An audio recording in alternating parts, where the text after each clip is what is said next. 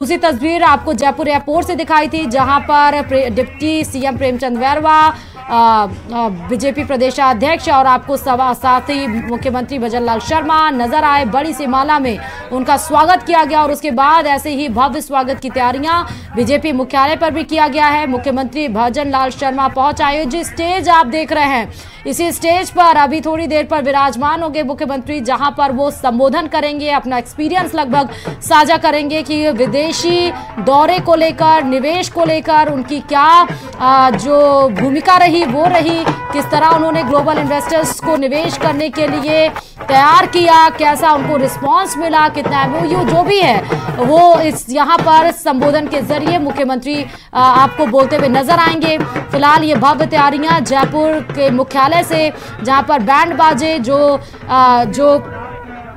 संस्कृति है, जो धरोहर है, उसकी भी पहचान एक कार्यक्रम के तहत यहाँ पर लोगों के द्वारा की गई हैं। स्टेज से ये सीधे तस्वीरें, बीजेपी मुख्यालय से सीधे तस्वीरें हैं। आपको मुख्यमंत्री भजनलाल शर्मा हाथ जोड़े हुए सबका अभिवादन स्वीकार और सबको अपने तहे दिल से शुक्रिया करने का उनका ये जो अंदाज था वो नजर आया।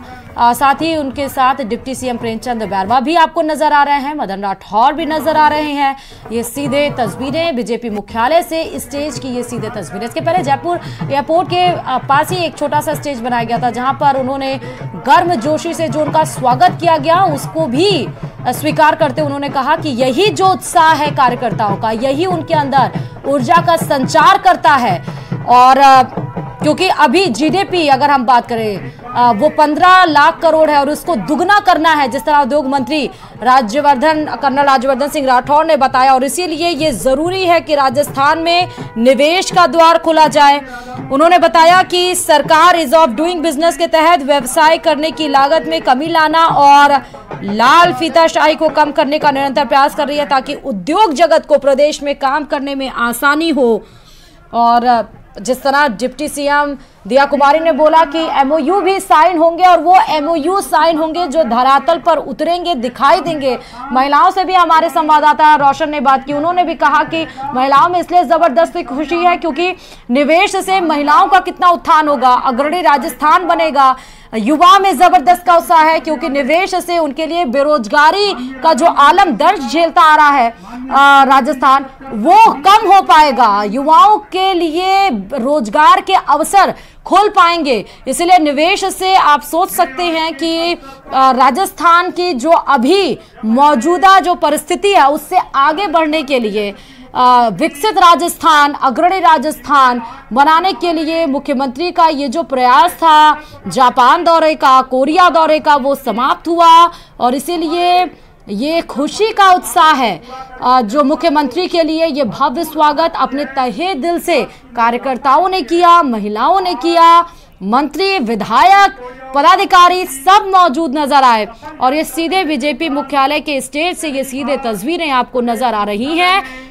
डिप्टी सीएम प्रेमचंद बैरवा और उनके बाएं हाथ की तरफ बैठे प्रदेश अध्यक्ष मदन राठौर नजर आ रहे हैं आपको। देखिए, ये तस्वीरें बहुत सारी चीजें बयां भी करती हैं। एक तो एकजुटता का यहाँ पर बीजेपी ने फिर से एक संदेश देने की कोशिश की, दूसरी तरफ राजस्थान का विजन क्या है मुख्यमंत्री का, ये भी बताने की यहाँ पर कोशिश की जा रही है। वो विजन धरातल पर उतरेगा, इसको भी सफलतापूर्वक बयां किया गया।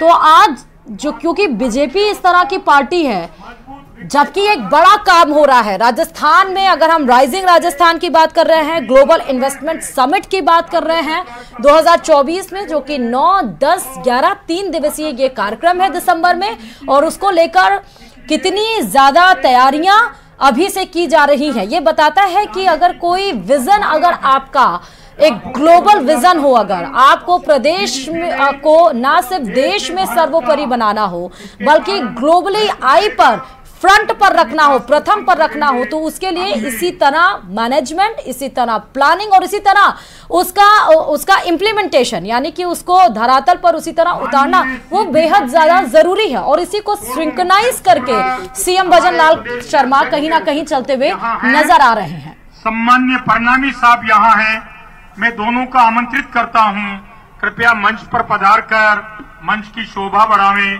आदरणीय प्रणामी साहब, आदरणीय सीपी जोशी साहब कृपया मंच पर पधारें।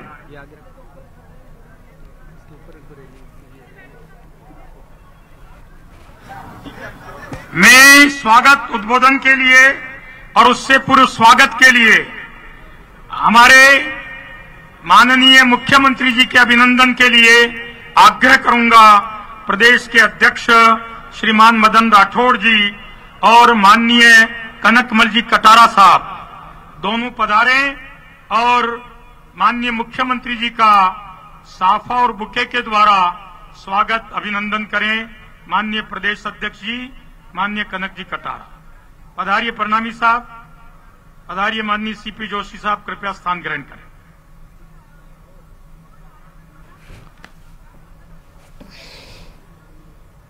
इसी क्रम में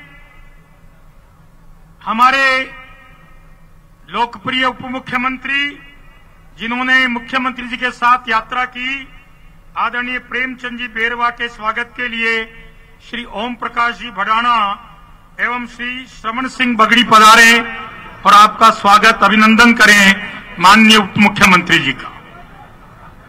ओम जी भडाना, श्रवण सिंह जी बगड़ी।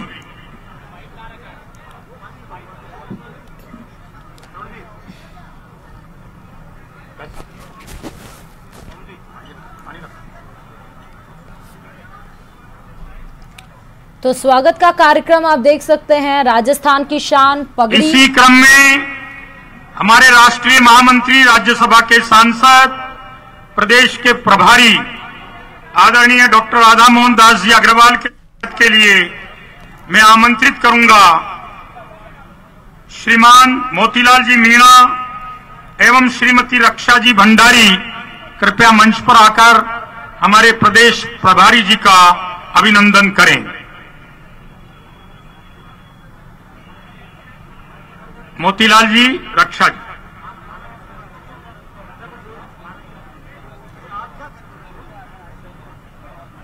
इसी क्रम में हमारे यशस्वी प्रदेश अध्यक्ष जिनके नेतृत्व में आज का कार्यक्रम हो रहा है, ऐसे माननीय मदन जी राठौड़ साहब के स्वागत के लिए मैं जितेंद्र जी गोठवाल और अजय पाल सिंह जी को आमंत्रित करता हूं, पधारें और माननीय प्रदेश अध्यक्ष जी का स्वागत अभिनंदन करें। श्रीमती संतोष जी अहलावत आवें और हमारे प्रदेश अध्यक्ष रहे श्रीमान संतोष जी अहलावत, श्रीमान प्रणामी साहब का, अशोक जी प्रणामी साहब का स्वागत करें। आदरणीय संतोष जी अहलावत। इसी क्रम में मैं विजेंद्र जी पूनिया से निवेदन करूंगा कि हमारे निवर्तमान प्रदेश अध्यक्ष, लोकसभा के सांसद सम्माननीय सीपी जोशी साहब का स्वागत अभिनंदन करें। भाई जितेंद्र कहाँ हैं? विजेंद्र जी पूनिया जी।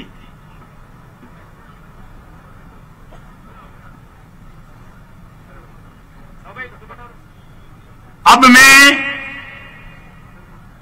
संगठन की ओर से जो प्रदेश के उपाध्यक्ष हैं और मंत्री और कोषाध्यक्ष और कार्यालय मंत्री हैं, जिनका अभी तक नाम मैंने पहले उच्चारित नहीं किया, वो आए और एक बड़ी माला से, हो गया मैंने बोला, माननीय प्रणामी जी के स्वागत के लिए मैं उन्हें आग्रह करूंगा मुकेश जी दादी से कृपया स्वागत अभिनंदन करें।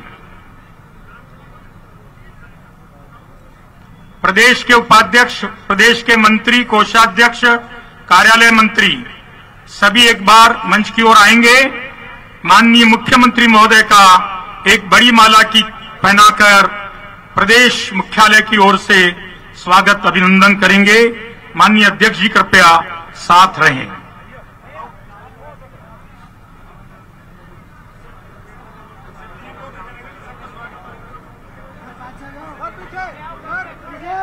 पीछे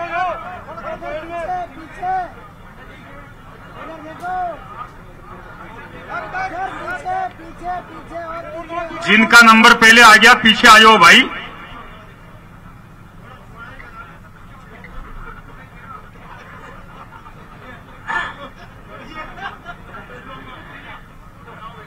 जोरदार करतल ध्वनि से अभिनंदन होना चाहिए सदन की ओर से। सभी विराजे। अब मंच पर केवल मंच के अतिथि के अतिरिक्त कोई नहीं रहे, ऐसा मेरा निवेदन है। आज हमारे लिए सौभाग्य की बात है कि दक्षिणी कोरिया और जापान में प्रवासी भारतीयों एवं विदेशी निवेशकों को आमंत्रित करके आज माननीय मुख्यमंत्री जी यहां पधारे हैं। पूरे राजस्थान में आपके आगमन को लेकर बहुत उत्साह है और सब इस उम्मीद से लबरेज है कि एक बड़े इन्वेस्टमेंट के साथ राजस्थान औद्योगिक दृष्टि से भी तेज गति से आगे बढ़ेगा। मैं अब स्वागत उद्बोधन के लिए हमारे प्रदेश के यशस्वी अध्यक्ष श्रीमान मदन लाल जी से निवेदन करूंगा, राठौड़ साहब से, कि पधार कर स्वागत उद्बोधन प्रदान करें। श्रीमान प्रदेश अध्यक्ष महोदय।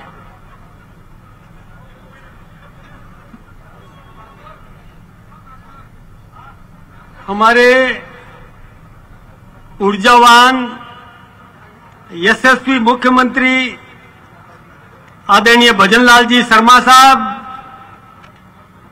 और उद्योग क्षेत्र के समग्र विकास के लिए प्रयत्नशील उप मुख्यमंत्री आदरणीय प्रेमचंद जी बैरवा साहब, हमारे प्रभारी, हमारी भारतीय जनता पार्टी के राष्ट्रीय महामंत्री और राज्यसभा के सांसद आदरणीय राधा मोहन दास जी अग्रवाल साहब, हमारे पूर्व प्रदेश अध्यक्ष आदरणीय सीपी जोशी जी, हमारे पूर्व अध्यक्ष आदरणीय अशोक जी परनामी साहब, मंच पर विराजमान हमारे महामंत्रीगण, हमारी पार्टी के पदाधिकारीगण, यहां विराजमान समस्त सांसद महोदय, माननीय विधायक महोदय, अन्य जनप्रतिनिधिगण, अधिकारीगण, नौजवान साथियों, बहनों, ये हमारे लिए परम सौभाग्य की बात है कि हमारे मुख्यमंत्री आदरणीय भजनलाल जी शर्मा वो कभी थकते नहीं हैं, अनवरत प्रयत्नशील रहते हैं, चाहे किसी प्रकार की स्थिति बने, सदैव विकास के प्रति लालायित रहते हैं। और यही कारण है कि कुछ दिन पहले आप महाराष्ट्र में गए थे और वहां पर और अप्रवासी राजस्थानियों को या राजस्थान में उद्योग लगाने के लिए आपने आमंत्रित किया था और बहुत अच्छा निवेश वहां से प्राप्त करके आए और उद्यमी यहां आकर के राजस्थान के विकास में अपनी भागीदारी निभाएंगे। लेकिन ये थके नहीं, यहीं पर विराम नहीं लिया और आपने सोचा कि हमारे देश के प्रधानमंत्री आदरणीय नरेंद्र भाई मोदी जी ने एक आह्वान किया कि come in India make in India की तर्ज पर आपने अप्रवासी हिंदुस्तानियों को राजस्थान में आकर उद्योग स्थापित करने के लिए आपने उनको आमंत्रित करने का निर्णय किया और साउथ कोरिया और जापान में जाकर, कि आप जानते हैं कि वहां अभी मुझे प्रेम जी भी रास्ते में बता रहे थे, हमारे उप मुख्यमंत्री और मुख्यमंत्री जी ने बताया कि दक्षिण कोरिया जो कुछ दिन पहले ही वहां पर विकास के प्रति प्रयत्नशील रहा और बहुत कम समय में अपने आप को एक विकसित राष्ट्र के रूप में इन्होंने और तैयार कर दिया, प्रतिपादित कर दिया। तो यही ध्यान में रखकर वहां पर जाकर के और वहां के उद्यमियों को आपने विश्वास दिलाया। ये बात बिल्कुल सही है। कई पत्रकार बंधु भी हमसे पूछते हैं कि पहले की सरकारों ने भी प्रयास किया था, लेकिन पहले की जो सरकार थी उसने प्रयास किया लेकिन निवेशक आए नहीं। क्यों नहीं आए? कि वो सरकार लगातार अस्थिरता का वातावरण बनाए हुए थी। कोई कुर्सी की टांग खींचता था, कोई कुर्सी को बचाने के लिए प्रयत्नशील था, कोई ये प्रयास करता था कि हमारी कुर्सी बची रहे, इसके लिए होटलों में बैठे रहते थे, कोई कुर्सी को खींचने के लिए अपने समर्थकों के साथ और दूसरी होटल में और कैंप किए हुए थे। लगातार अस्थिरता का वातावरण था, इसलिए निवेशक आया नहीं। निवेशक आता है विश्वास पर, अपने गाढ़े पसीने की कमाई लगाने के लिए। जो निवेशक आता है उसको लगता है, ये विश्वास है कि हिंदुस्तान में, राजस्थान में डबल इंजन की सरकार है और स्थायी सरकार है। और जब स्थायी सरकार होती है, जब निवेशक को ये विश्वास होता है कि यहाँ मैं अपने गाढ़े पसीने की कमाई लगाऊंगा, तो यहाँ पर हमने जो इन्होंने वायदा किया वो वायदा पूरा निभाएंगे। इस विश्वास के साथ निवेशक यहाँ आया। आपको मालूम है कि हमारे मुख्यमंत्री जी ने जो विश्वास दिलाया, वो विश्वास ये दिलाया कि निवेशक आए यहाँ पर, हम उनको पूरा सहयोग करेंगे, पूरा सुरक्षा की गारंटी देंगे। हम अपना, यदि निवेशक आया, हम सचिव स्तर का अधिकारी उनके साथ में लगाएंगे। वो अधिकारी आपको जमीन दिलाएगा, having availability of the raw materials near the market, और we have skilled and unskilled labours, semi skilled labours, और वी विल प्रोवाइड यू। जब इन्होंने वहां पर विश्वास दिलाया कि हम यहाँ पर आपको जमीन देंगे, आपको बिजली के लिए दर दर की ठोकरें नहीं खानी पड़ेगी, हमारा अधिकारी एक्सीएन एसी को बुलाएगा आपके यहाँ पर और बुला करके कहेगा कितना किलोवाट का आपको कनेक्शन चाहिए, उसी समय आपको वहां पर उपलब्ध करवाएगा, बिजली मिलेगी। और आपको पता है कि मुख्यमंत्री जी ने जो बजट में घोषणा की और इस प्रकार की घोषणा की कि प्रत्येक घर पर सोलर प्लांट लगेगा, उसमें सब्सिडी देने का प्रावधान किया। जब घर घर में बिजली उत्पन्न होगी, घर घर में बिजली पैदा होगी और हमारे प्लांट भी चलेंगे, तो हम बिजली में सरप्लस आएंगे। ये मुख्यमंत्री जी ने वादा किया। हम उद्यमियों को बिजली देंगे, पानी देंगे। हमारे यहाँ पर कच्चा माल तैयार है। हमने तय किया कि अब कच्चा माल निर्यात नहीं करेंगे, उस कच्चे माल को यहीं पर और उद्योग लगा करके जो हमारा उत्पादन होगा उसका निर्यात करेंगे, हमको रेवेन्यू लाभ अधिक मिलेगा। यह सोच करके इन्होंने विश्वास दिलाया। हमारे यहाँ पर कच्चा माल प्रचुर मात्रा में है, यहाँ लोगों को रोजगार चाहिए, ये मुख्यमंत्री जी को पता है। मुख्यमंत्री जी ने आश्वस्त किया कि हमारे यहाँ पर मजदूरी भी मिलेगी और हमारा मजदूर, एक विशेष बात यह है कि हमारा मजदूर उस प्रतिष्ठान को अपना परिवार समझ करके, अपने जिस प्रकार अपने परिवार के उत्कर्ष के लिए व्यक्ति प्रयत्न